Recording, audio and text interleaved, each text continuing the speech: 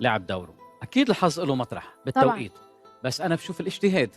قد ايه بتشوفي رحمه انت قد ايه الاجتهاد عندك والمثابره هن وصلوكي لهون، وقديش كميه الحظ بمطرح؟ وين بتشوفي حالك باي مطرح؟ أنا بلاقي الحظ ما كان صديقي بكل مراحل حياتي اللي اشتغلت عليها. ما كان أكو أي يعني نوع من أنواع الحظ. اجتهدتي وحدك. اجتهدت وحدي بالضبط، فكنت مؤمنة بالحظ، كنت ناطرة هاي الفرصة. بس آخر شيء اكتشفت نو، يعني ما تقدر أنت تظل ناطر، لازم تجتهد. حلو. تركض، تحاول، توقع، تفشل، تطيح، ترجع توقف. وأنا هاي متعتي بالحياة. حلو. وأنا ما تعبتي ولا مره؟ أبدا. بس يكون عندك حلم مستحيل تتعب.